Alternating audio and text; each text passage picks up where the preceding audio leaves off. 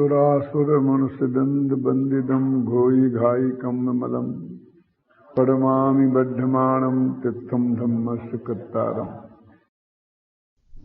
परिशिष्ट पर चर्चा करनी है।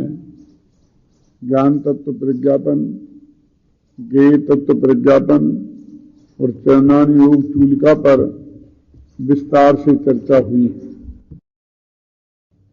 ये जो किताब है आपके पास दी गई है नए चक्र, और इसके पेज नंबर 278 निकालिए।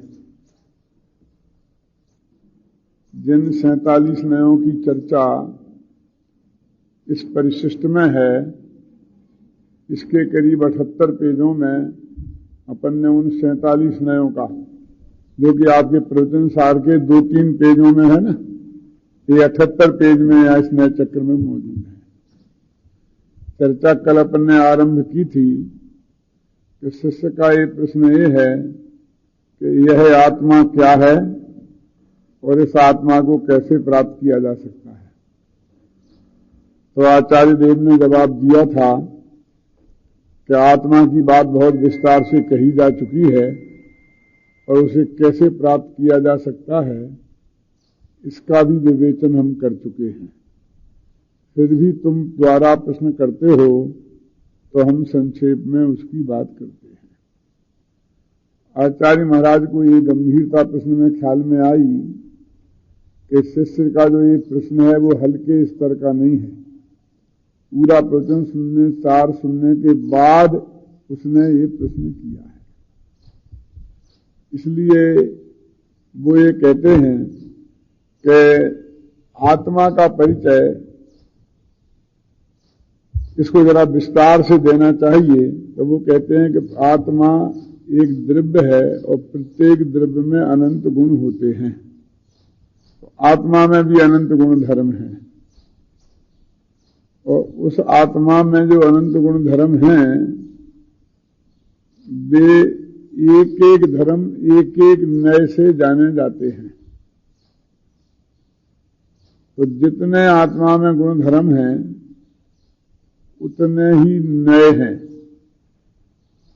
नयों के माध्यम से उस आत्मा का एक अंश जाना जाता है और नयों के समुदाय रूप जो श्रुत ज्ञान है उस श्रुत ज्ञान के द्वारा संपूर्ण आत्मा जानने में आता है, अनुभव में आता है। देखो ये बात इसमें लिखी है, ये जो संस्कृत की पंक्तियां हैं ना उसमें है और उसकी हिंदी में पढ़ता हूं। आप निकालना पेज नंबर 278, उस पर जो संस्कृत छपी है ना उसका नीचे हिंदी अनुवाद है, वो पढ़ते हैं अपन। यह आत्मा कौन है और कैसे प्राप्त किया जाता है, यदि ऐसा प्रश्न किया जाए तो उसका उत्तर पहले ही कहा जा चुका है और अब पुनः कहते हैं। प्रथम तो आत्मा वास्तव में चैतन्य सामान्य में व्याप्त अनंत धर्मों का अधिष्ठाता एक द्रव्य है। क्योंकि वह अनंत धर्मों में व्याप्त होने वाले जो अनंत नए हैं उनमें व्याप्त होने वाला जो एक श्रुत ज्ञान स्वरूप प्रमाण है उस प्रमाण पूर्वक स्वानुभव से प्रमेय होता है। बोलो इसमें कोई शंका की गुंजाइश रह गई कि आत्मा का अनुभव नए में होता है कि प्रमाण में होता है? उस प्रमाण पूर्वक ये शब्द पढ़ा है, देखो श्रुत ज्ञान प्रमाण पूर्वक संस्कृत में है। श्रुत ज्ञान लक्षण प्रमाण पूर्वक स्वानुभव प्रमीयमाणत्वात्। तो पहले भी श्रुत ज्ञान के प्रमाण के द्वारा उसने निर्णय किया है? और बाद में अनुभव क्या है? प्रत्यक्ष के परोक्ष। अनुभव को प्रत्यक्ष कहते हैं, चाहे प्रत्यक्ष कहो चाहे परोक्ष कहो, लेकिन प्रत्यक्ष और परोक्ष दोनों प्रमाण के भेद हैं। तो वह आत्मा की प्राप्ति कैसे होती है? तो श्रुत ज्ञान में जो प्रमाण और नए की व्यवस्था है उस प्रमाण और नए की व्यवस्था पूर्वक आत्मा को समझे और फिर अनुभव करे। अब ऐसा समझ लीजिए श्रुत ज्ञान द्वादशांग जिनवाणी को भी कहते हैं। तो वो कहना चाहते हैं कि देशनालब्धि पूर्वक होता है, वो आत्मा का अनुभव देशनालब्धि पूर्वक होता है। और देशनालब्धि वो आगम प्रमाण है, चाहे वो हम सर्वज्ञ भगवान के मुख से सुने, चाहे उनके द्वारा लिखित शास्त्रों में पढ़ें, और चाहे उन्हीं की परंपरा में समग्र जो ज्ञानी जन हैं उनके मुख से समझें। उसको भी श्रुत ज्ञान बोलते हैं ना। श्रुत माने सुनकर जो ज्ञान हुआ, सुनकर जो ज्ञान हुआ उसको बोलते हैं श्रुत ज्ञान। और गुरुदेव श्री के प्रवचनों में आपने 2-3-4 दिन से यदि सुन रहे हो आप ध्यान से, तो बार बार आते कि भाई न्याय से निर्णय करो, न्याय से निर्णय करो। तो न्याय माने क्या? प्रमाण न्यायात्मको, प्रमाण और न्यायात्मक होता है उसे न्याय कहते हैं। तो प्रमाण और न्यायों से वस्तु का जो निर्णय होता है उसको न्याय बोलते हैं, न्याय बोलते हैं। न्याय अकेला न्याय से निर्णय को न्याय नहीं बोलते हैं, न्याय व प्रमाण दोनों से किए गए निर्णय को न्याय बोलते हैं। अब देखिए, वो कहते हैं आत्मा में तो अनंत गुण धर्म हैं। समय सार में के परिशिष्ट में उनने 47 शक्तियों का वर्णन किया, और प्रवचन सार के अंतिम परिशिष्ट में 47 नयों का वर्णन किया। और ये भी बताया इसमें, अभी अंत में आएगा 47 नयों का वर्णन जब हो जाएगा पूरा, तब एक गाथा आई है कि जावदिया बयान तावदिया होंती नए वादा, कि जितने वचन के विकल्प हैं उतने ही नए हैं। अथवा जितने आत्मा में धर्म हैं, गुण हैं, उतने ही नए हैं। एक एक गुण को, एक एक धर्म को एक एक नए विषय बनाता है। तो ना तो वे अनंत गुण गिनाए जा सकते हैं और ना वे अनंत नए बताए जा सकते हैं, क्योंकि वाणी की मर्यादा अनंत को व्यक्त करने में समर्थ नहीं है। इसलिए आचार्य कहते हैं कि 10-5 तो हमने बताई ही हैं, जगह जगह उनकी चर्चा की, ज्ञान, दर्शन, चारित्र, सुख, वीर। अब हमें 47 नयों के माध्यम से वो बात करें, अधिक से अधिक 47 बात करते हैं। तो वो कहते 47 का चुनाव तुमने कैसे किया? शक्तियां भी 47, नए भी 47, माने 48 क्यों नहीं, 46 क्यों नहीं? तो ये ऊपर ही बातें हैं, अपनी तरफ से दिमाग लगाओ तो। घातिया कर्मों की 47 जो प्रकृतियां होती हैं, उनके अभाव पूर्वक केवल ज्ञान की प्राप्ति होती है। उसमें से 47 प्रकार की कर्म की प्रकृतियों को नष्ट करने के लिए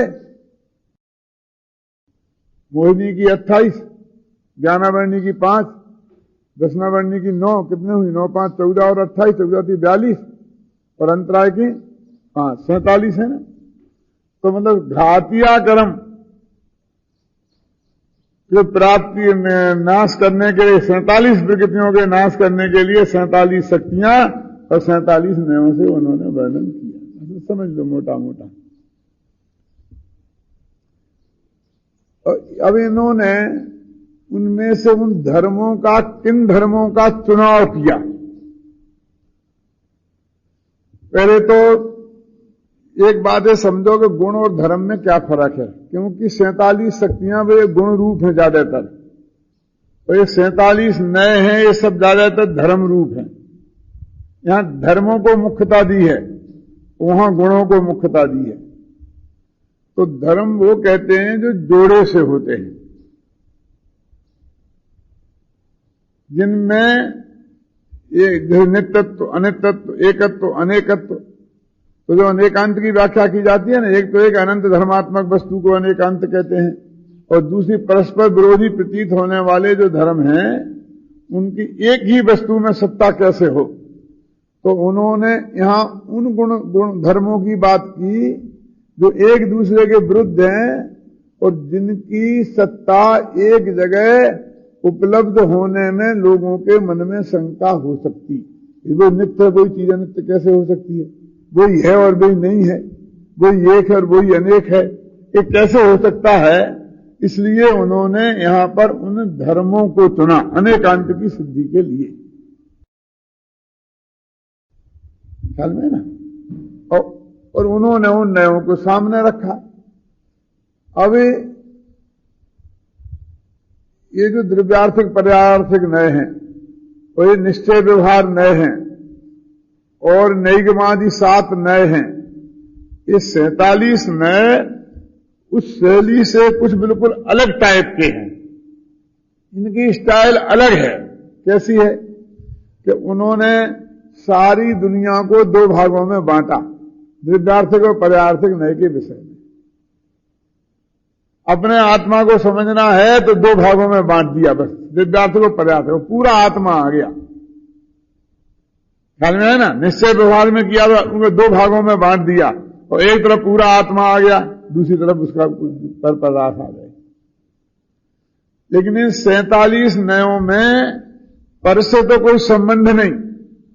ये अध्यात्म के नए हैं 47, क्योंकि ये अकेले आत्मा पे घटित होते हैं। अध्यात्म के नए किसे कहते हैं? जो अकेले आत्मा पे घटित हों। और सिद्धांत के नए किसे कहते हैं? जो 6 द्रव्यों पे घटित हों। तो आत्मा की मुख्यता से इनका वर्णन है जैसे अध्यात्म के नए हैं।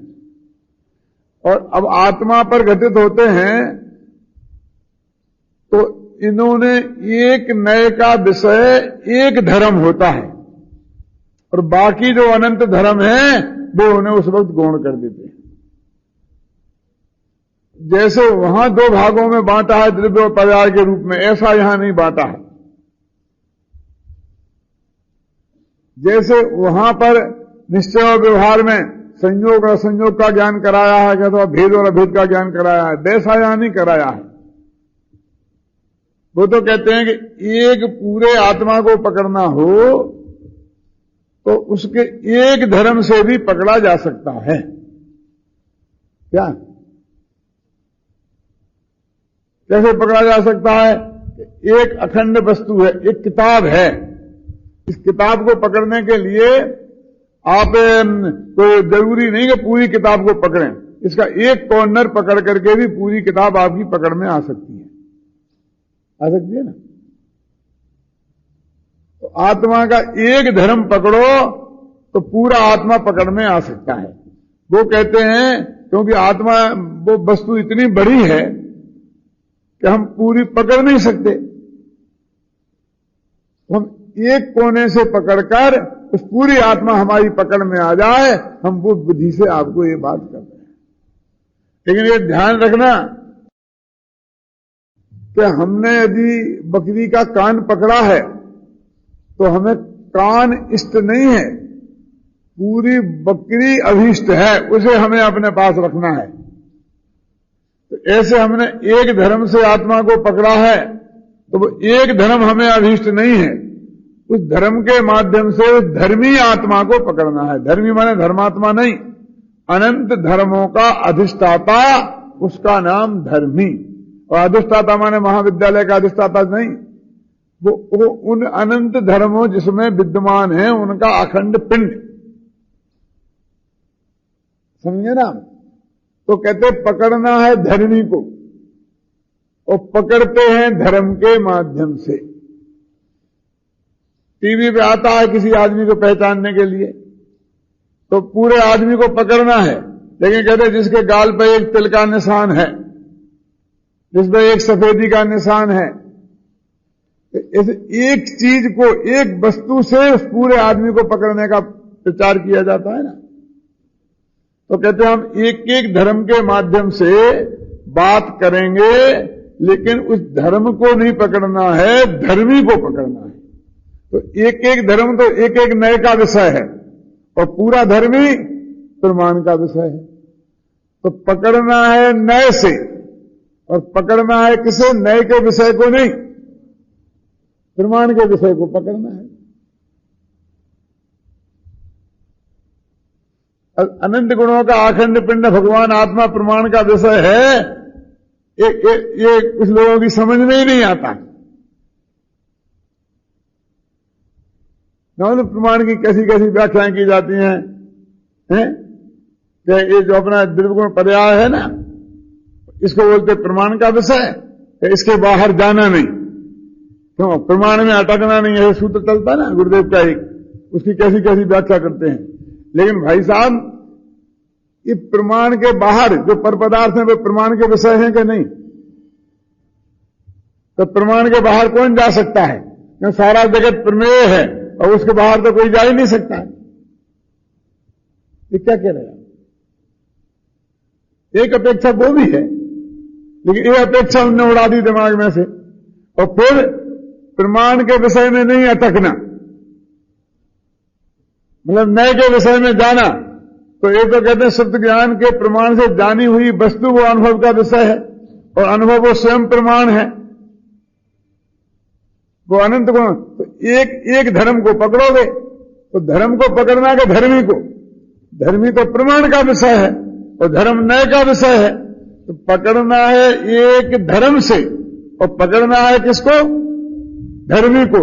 ये नए चक्र पे गुरुदेव के प्रवचन हुए हैं, इनके कोटेशन इसमें भी दिए हैं, और उनका एक नए प्रज्ञापन किताब है 400 पेज की, उसमें भी दिए, पढ़ना। उसमें बार बार लिखा है कि धर्म को नहीं पकड़ना है, धर्मी को पकड़ना है, धर्मी को पकड़ना, और धर्मी प्रमाण का विषय है। तो प्रमाण में तुम्हें अटकना नहीं माने क्या? वो धर्मी में नहीं जाना। अनंत धर्मों का अखंड पिंड आत्मा धर्मी है, उसमें एकत्व स्थापित करना क्या नहीं करना?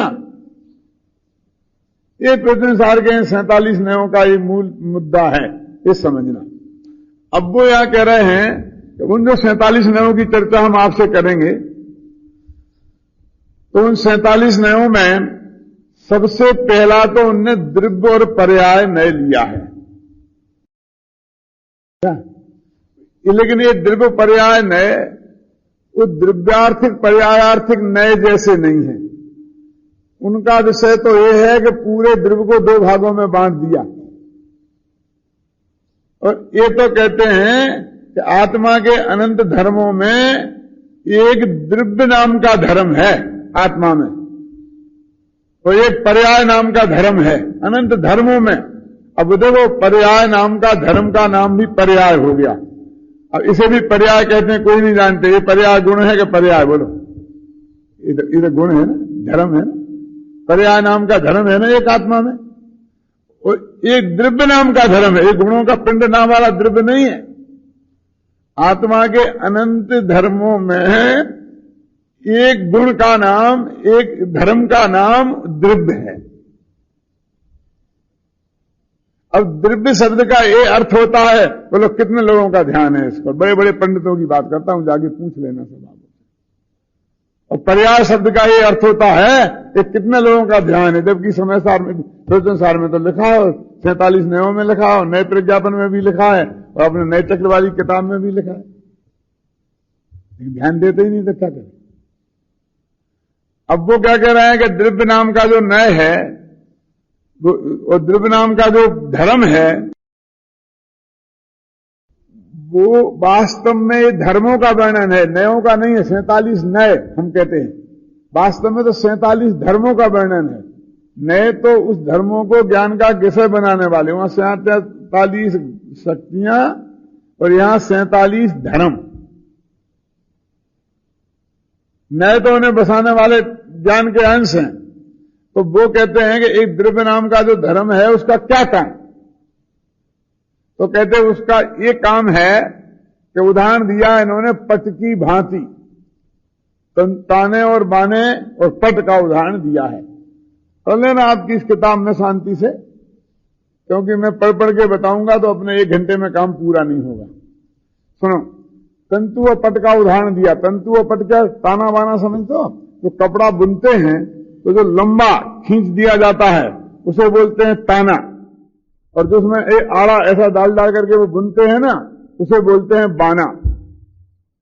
तो कहते हैं उस कपड़े को हम वस्त्र की दृष्टि से भी, कपड़े की दृष्टि से भी देख सकते हैं। जब हम कपड़े की दृष्टि से देखें तो ताने बाने पे ध्यान मत दो, तो तुम्हें कपड़ा दिखेगा। तो उसमें एक ऐसा धर्म है वस्त्रत्व नाम का, कि जो ताना बाना जब मिले तो वस्त्र बन जाए, वस्त्र रूप में रहें, ऐसी शक्ति उस द्रव्य के अंदर विद्यमान है। उसका नाम है द्रव्य नामक धर्म। तो जब कपड़े को हम द्रव्य की तरफ से देखेंगे तो कपड़ा ही दिखेगा, ताना बाना नहीं दिखेगा। और पर्याय माने ताना बाना। और जब हम उसे ताने बाने के रूप में देखें तो ताने बाने के रूप में ही देखें, फिर कपड़ा नहीं दिखेगा। तो कहते ऐसे ही द्रव्य में एक ऐसा धर्म है कि जो सारे अनंत गुणों को, उसका त्रियक पिचय, उड़ता पिचय, इन सबको वो जोड़ा, और जुड़े हुए का नाम द्रव्य धर्म है।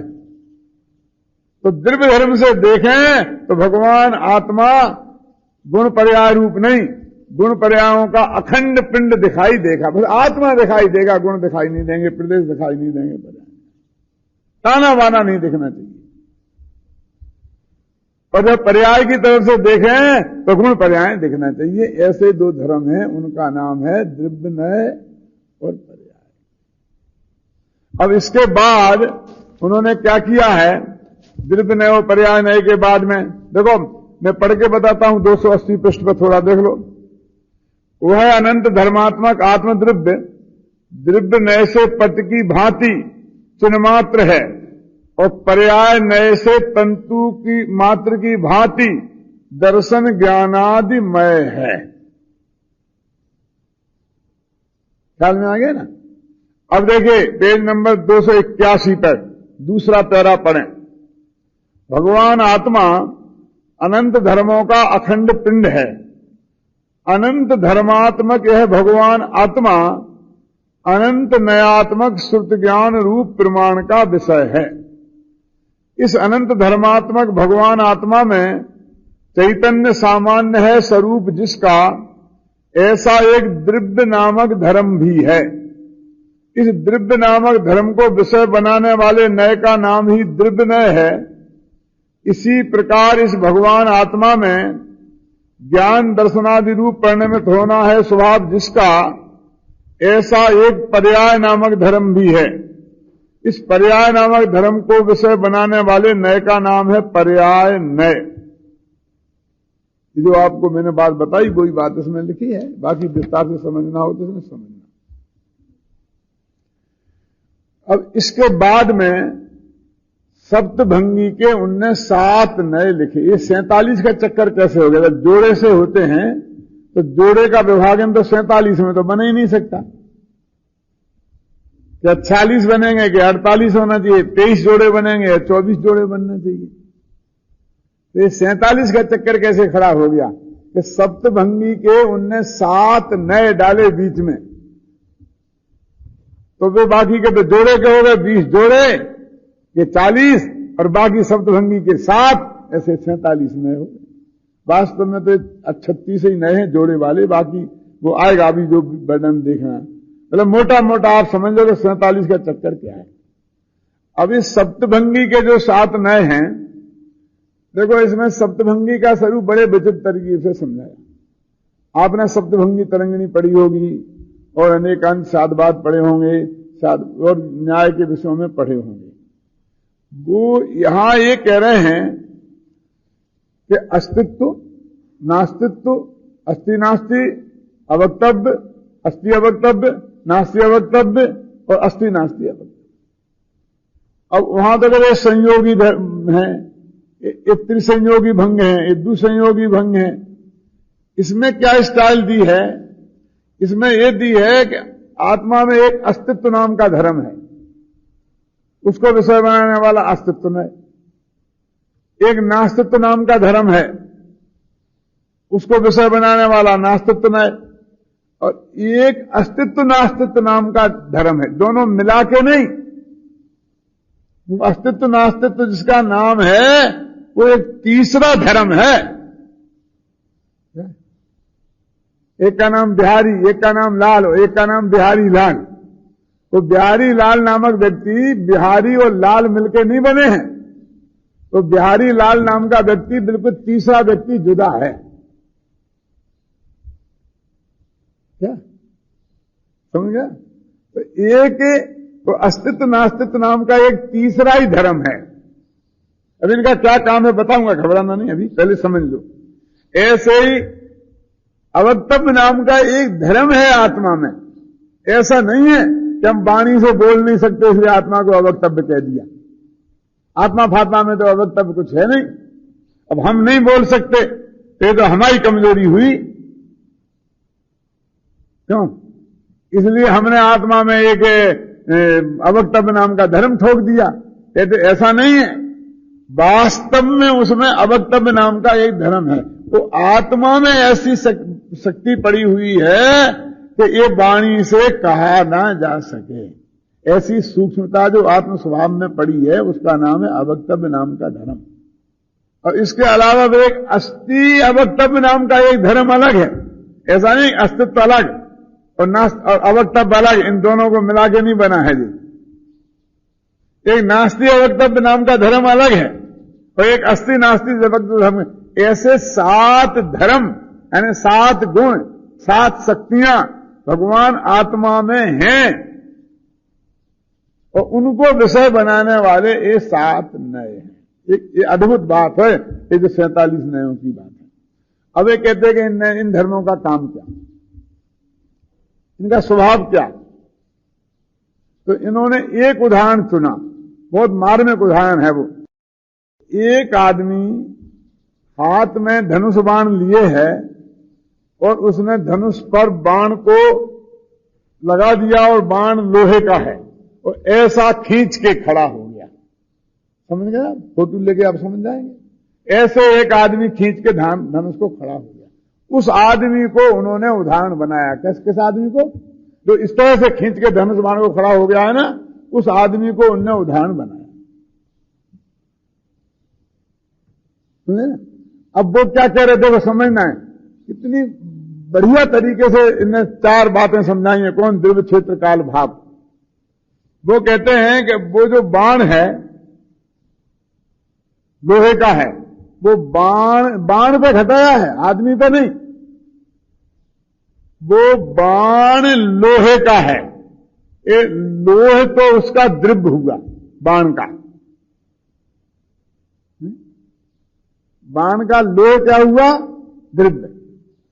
अब वो कहते हैं कि वो बाण जो लोहे का है वो उस धनुष पर चढ़ा हुआ है, यानी वो क्षेत्र माने वो कहां है।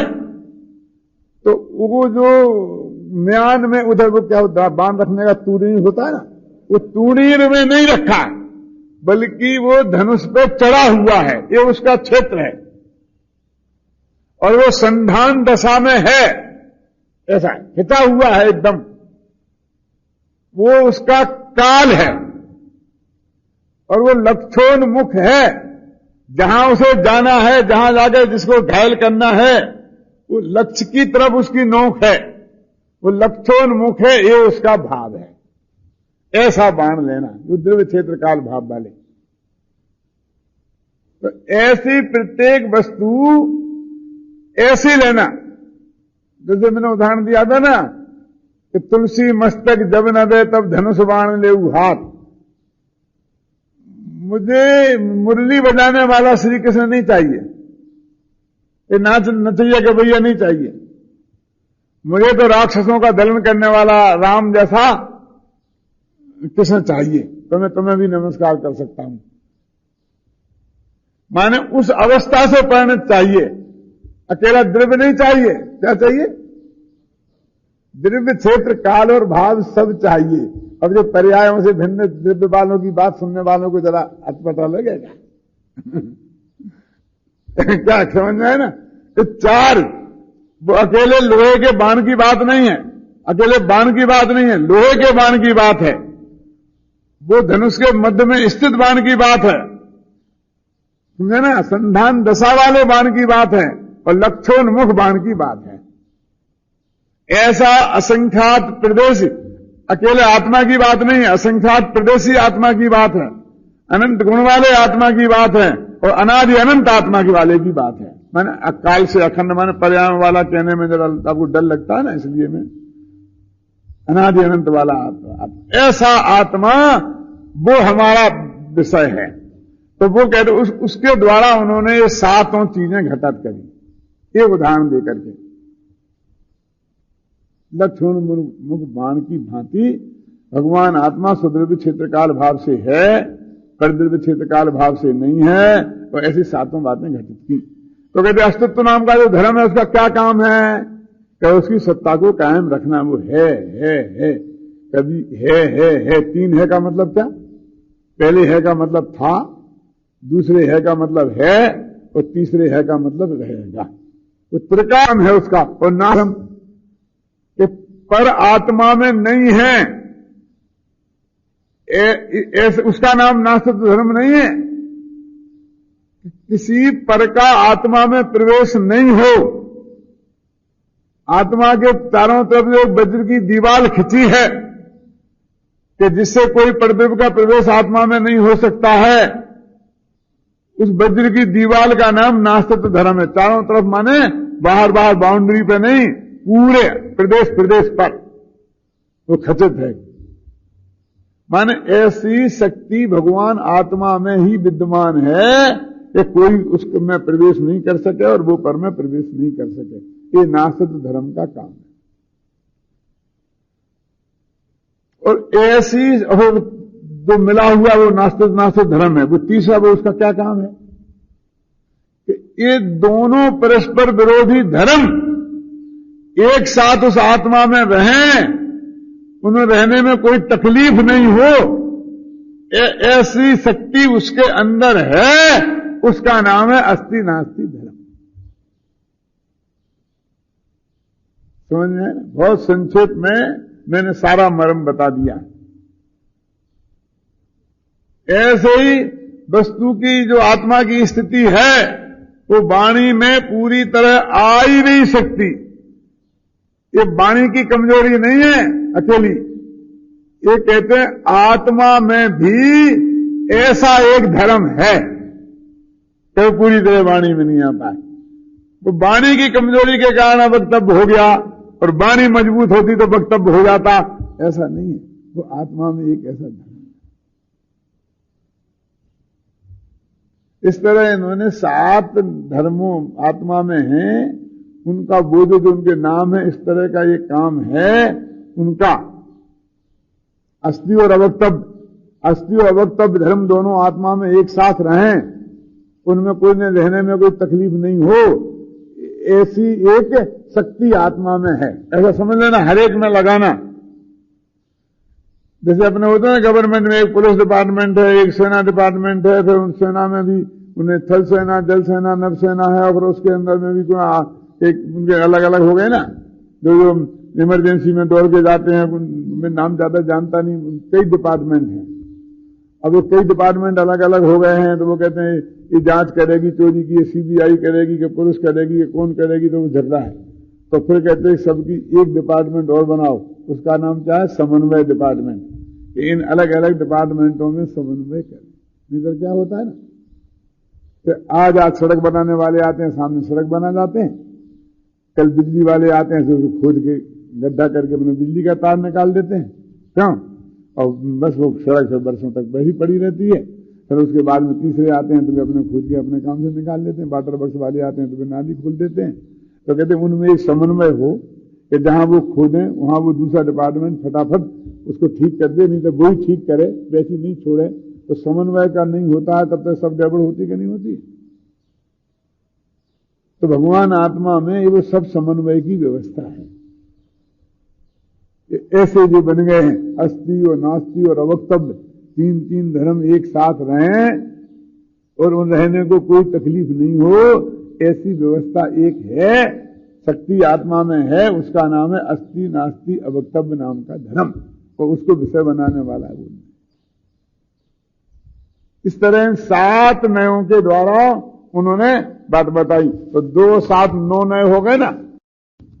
अब चलो आगे 10वां नए निकालो, 296 पे।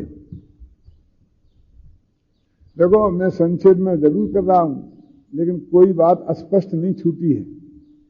और बाकी आप चाहे गुरुदेव का प्रवचन वो पढ़ना, नए विज्ञापन, और चाहे ये पढ़ना, ये बातें जो मैंने बताई हैं इनका ही विस्तार मिलेगा, नई बात और कुछ नहीं मिलेगी। ख्याल में है ना। अभी विकल्प नए और अविकल्प नए क्या है? देखो, विकल्प नयेन शिशु कुमार स्तवर एक पुरुषवत सविकल्पम, और अविकल्प नयेन पुरुष मात्रवत अविकल्पम। ये भगवान विकल्प माने होता है भेद, अविकल्प माने होता है अभेद। इसलिए दूसरे नाम इनके भेद नय और अभेद नय भी कह सकते हैं। अब तो विकल्प का अर्थ अपने कितने कितने कहीं कहीं अलग अलग करते हैं ना। अब वो विकल्प नय में वो अर्थ नहीं है। तो क्या कहते हैं कि भगवान आत्मा में भेदाभेद है। एक भेद नाम का धर्म है, एक अभेद नाम का धर्म है। वो भेद नाम के धर्म का नाम है विकल्प नाम का धर्म, दूसरा नाम, और अविकल्प नाम का धर्म। तो वो क्या कहते हैं कि एक बच्चा है, जवान हुआ और बुढ़ा हुआ, तो वो बालक है, जवान है या बुजुर्ग है? वो बालक है कि पुरुष है? बोलो, वो जवान है कि पुरुष है? तो कहते विकल्प नय से वो जवान है और अविकल्प नय से वो पुरुष है। समझ आए ना? अवस्थाओं पे ध्यान दो, भेद पे ध्यान दो। एक ही पुरुष के तीन भेद हैं, बालक, जवान और वृद्ध। तो इस भेद पे ध्यान दो तो वो बालक है, जवान है, वृद्ध है। और यदि अभेद पे ध्यान दो तो वो पुरुष है।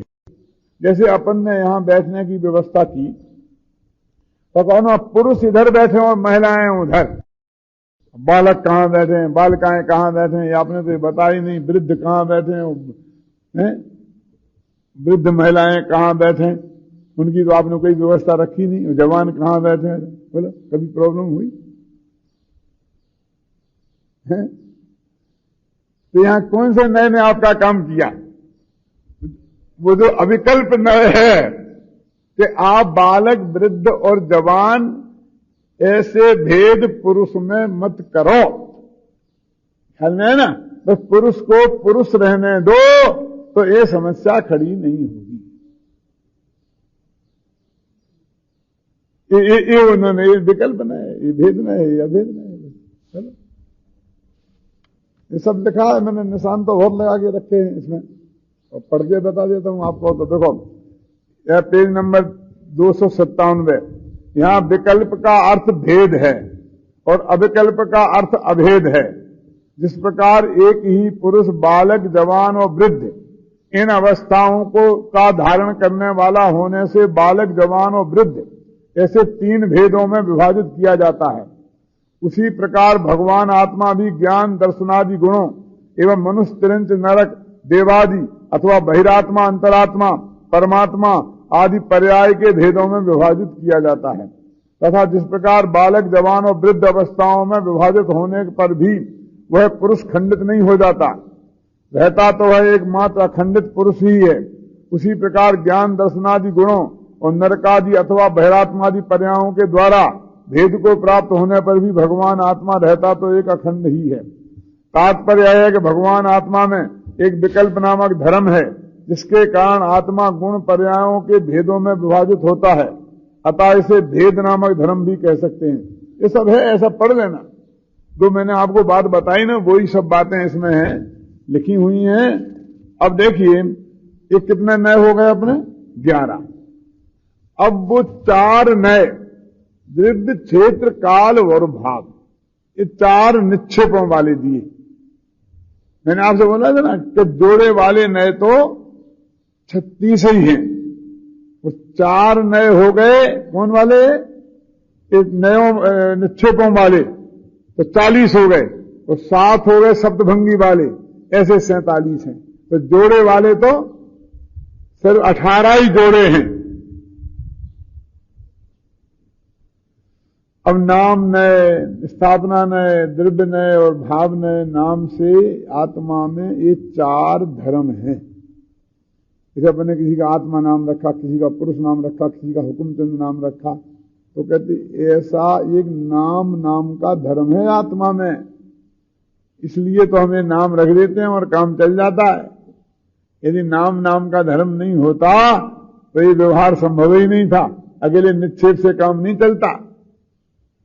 वो जो निक्षेप है उस संबंधी एक नए, एक धर्म आत्मा में है और इसलिए वो नाम नाम का नए है। ऐसे स्थापना नाम का एक धर्म आत्मा में है और उसको पकड़ने वाला स्थापना नाम का नय है। ये द्रव्य नाम का एक धर्म है, द्रव्य नाम का नय है, ऐसे भाव नाम का एक धर्म है और भाव नाम का नय है।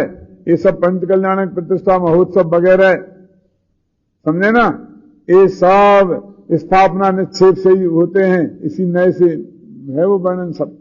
नाम उनमें नाम नय, यादनाथ पंच कल्याणक प्रतिष्ठा महोत्सव, नामीनाथ पंच कल्याणक प्रतिष्ठा महोत्सव।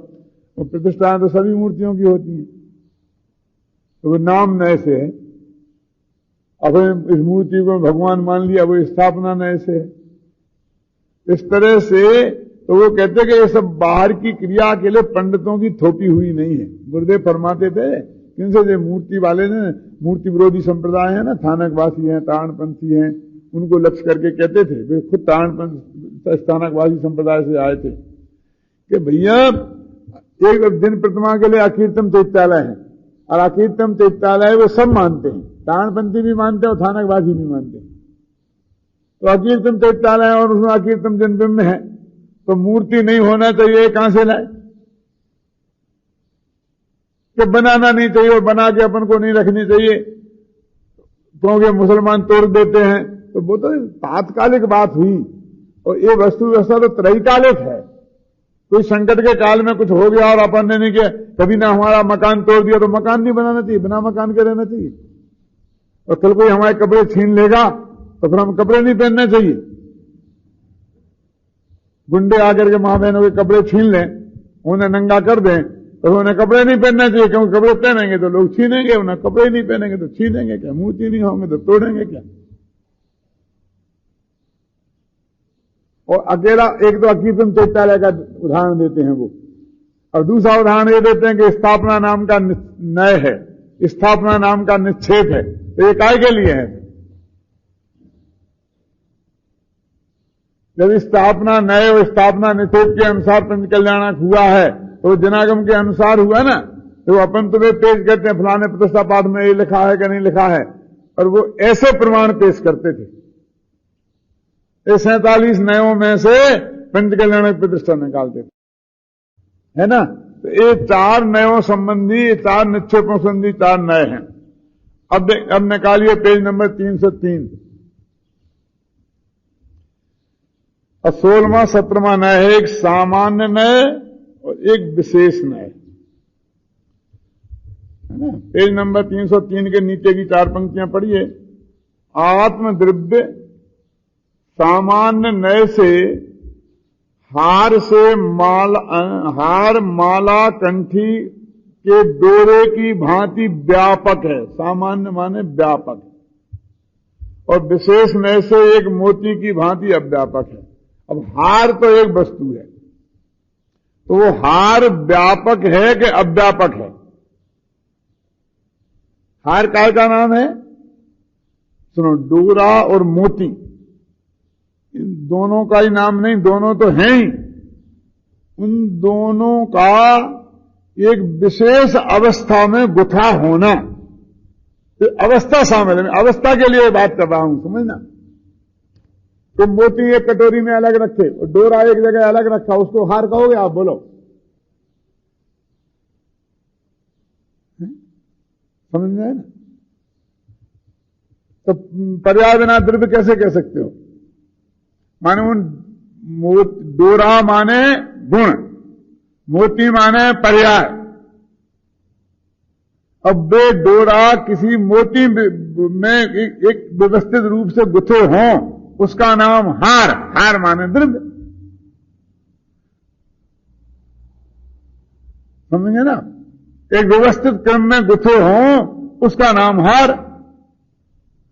तो यहां कहते देखो सामान्य नए, अब उसमें कहते कि डोरा की तरफ देखो, तो हर मोती में डोरा है, इसलिए अखंड है, एक ही है, डोरा एक ही है।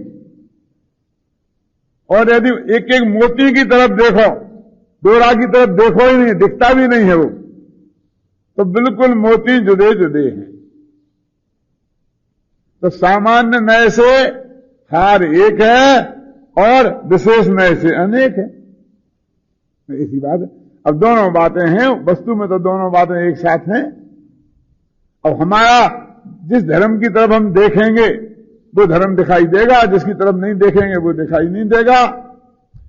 और आप देखिए दूसरी बात कि ऐसी दृष्टि में हमारी ताकत है अथवा कमजोरी है, जो कुछ भी समझो।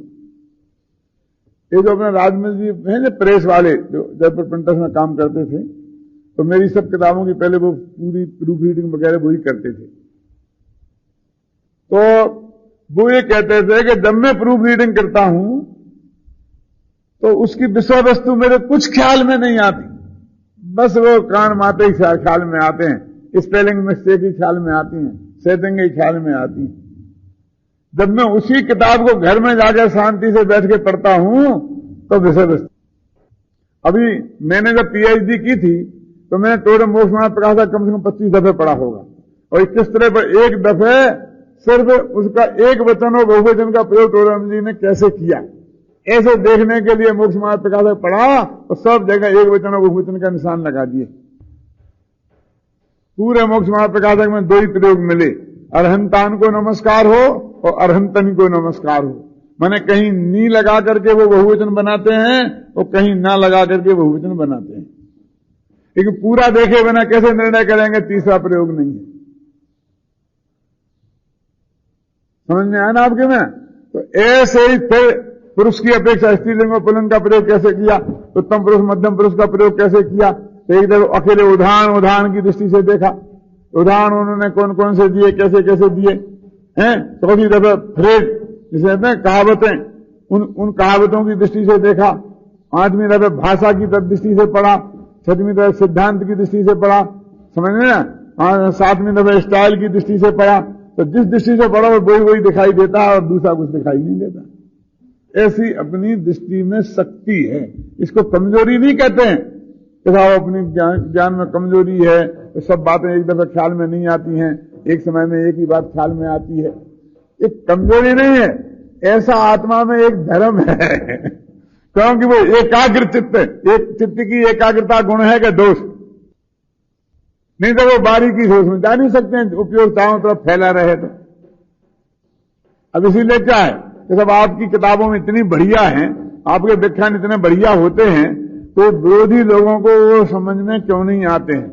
वो पढ़ते नहीं हो ये बात तो है नहीं, वो आपको सुनते नहीं हो ये बात तो है नहीं, तो क्यों? तो वो चश्मा लगा के बैठते हैं। कौन सा? दोष देखने का चश्मा लगाते हैं।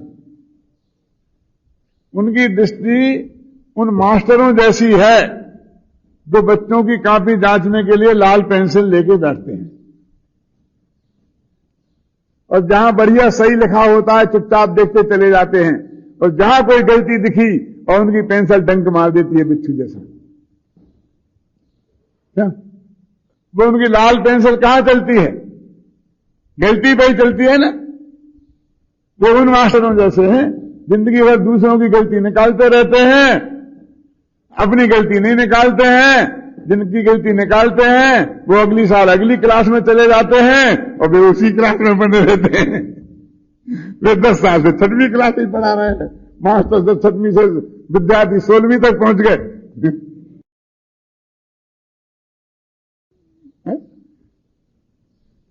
क्योंकि उनकी दृष्टि डंक मारने की है ना, कहां गलती देखने की।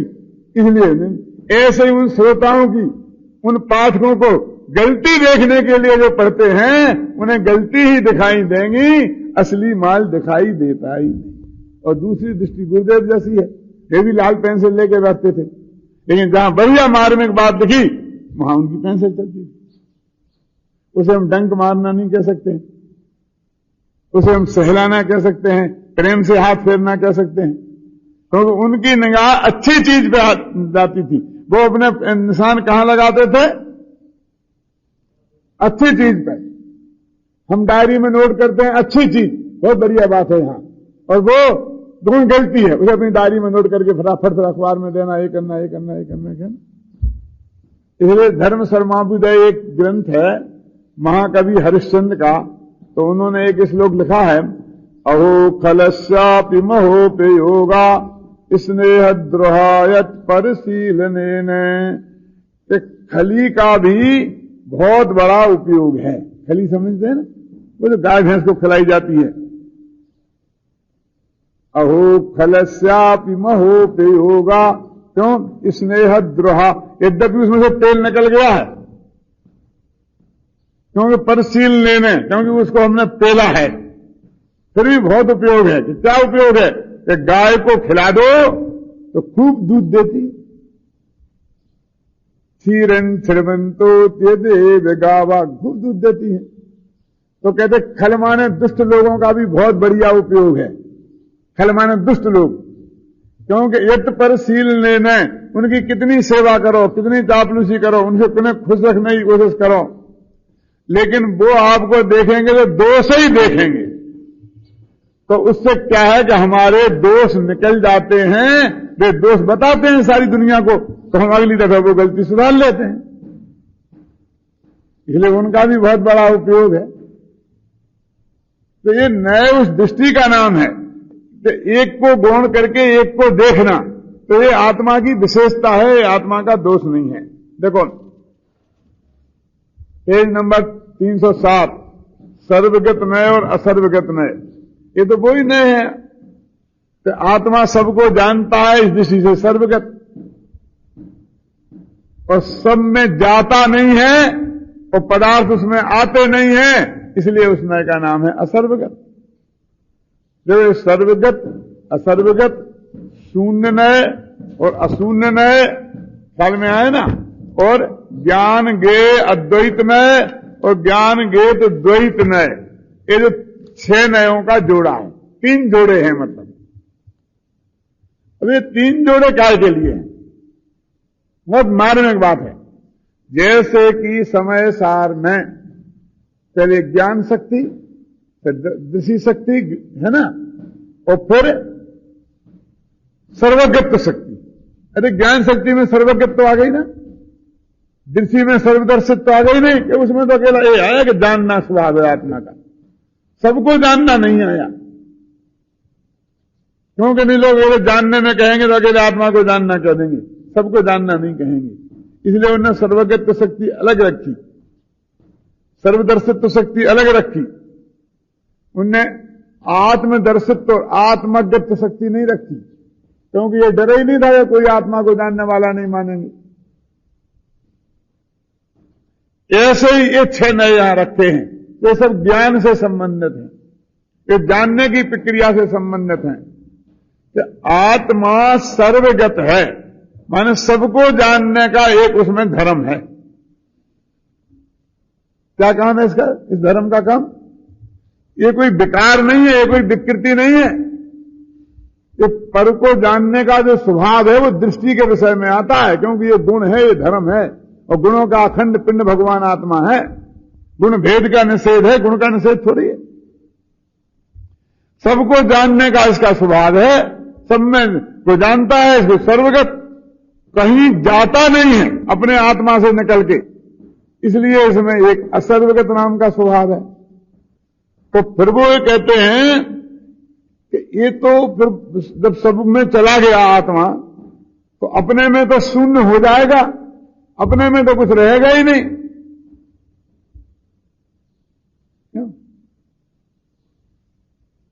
और यदि सब गे इसके ज्ञान में आ गए तो ये लबालब भर जाएगा। तो कहते एक शून्य नय है और एक अशून्य नय है। ये सबको जानता है तो सब इसके ज्ञान में आए हैं, तो ये आत्मा पर से शून्य नहीं है, ये अशून्य नय। और पर ने इसमें रंच मात्र भी प्रवेश नहीं किया है, पर को जानते हुए भी, इसलिए यह पर से शून्य नय। जिनको ये डर लगता है कि आत्मा पर को जानेगा तो पर आत्मा में घुस जाएंगे और आत्मा पर में घुस जाएगा, उनके लिए ये शून्य नय। कोई घबराने की जरूरत नहीं है, पर से तो शून्य ही रहेगा, कितना ही पर जाने और कितना ही पर इसके जानने में आए। फिर कहते हैं कि भाई आखिर वो ज्ञान गे में आए, तो गे ज्ञान में आए तो वो तो मिक्सर के खिचड़ा बन गया होगा, न गे रहा न ज्ञान रहा।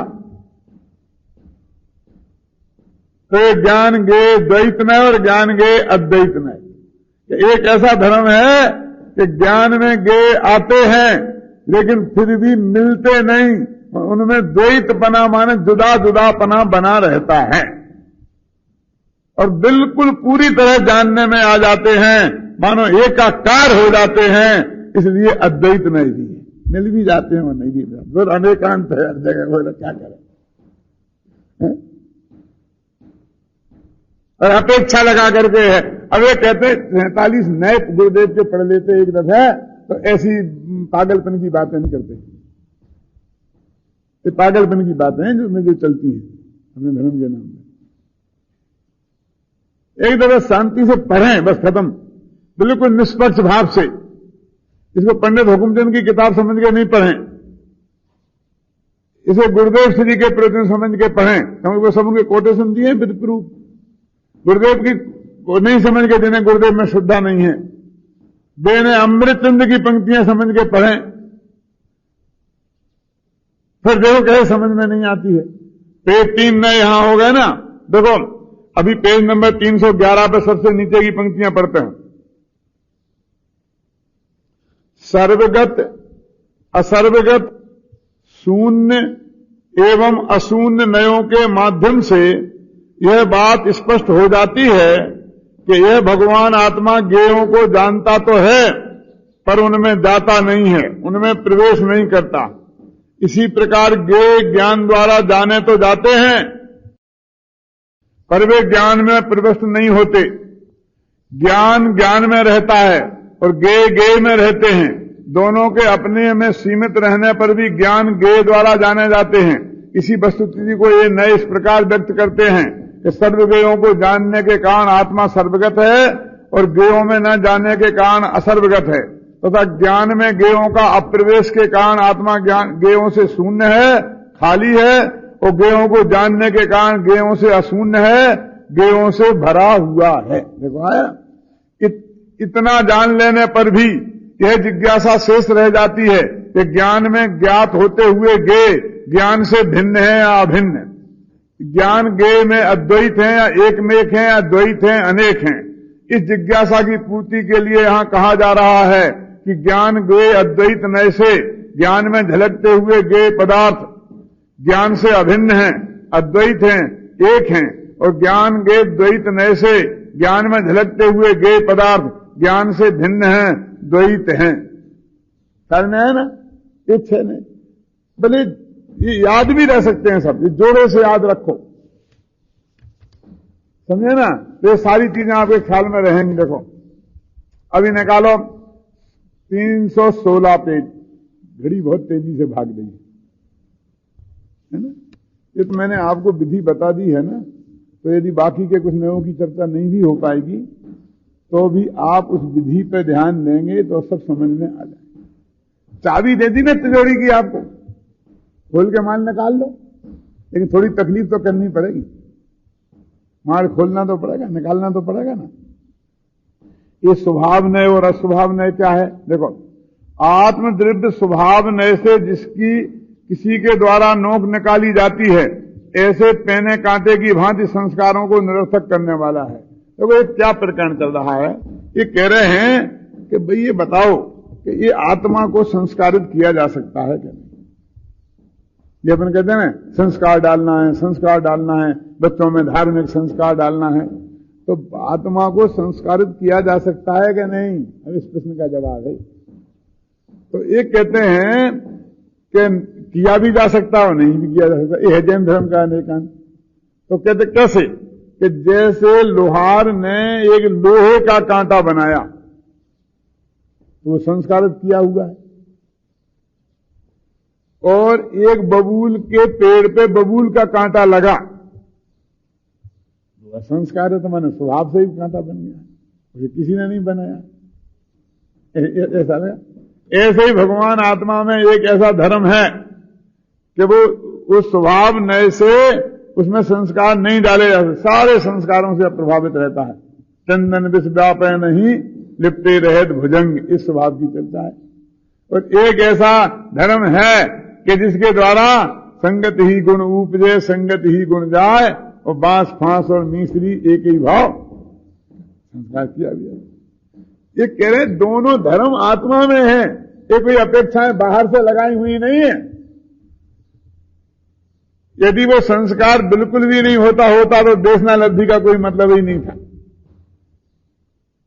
है।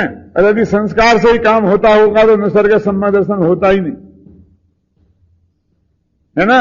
और यदि देखना से अंदर में योग्यता हुए बिना और चार्ज जिसको चार्ज कर देते, पत्थर को भी हम सम्यक दर्शन पैदा कर देते, उसे भी पढ़ा देते, मूर्ख को भी पढ़ा देते। मूर्ख को समझाते ज्ञान गांठ को जाए, बोलते कि नहीं बोलते। कोयला हुए ना उजरो 100 मन साबन खाए। तो जिस कपड़े में स्वच्छता है स्वभाव से, स्वभाव नए है, कोई कपड़ा साबुन से साफ किया जाता है, उस साबुन से संस्कारित किया जाता है।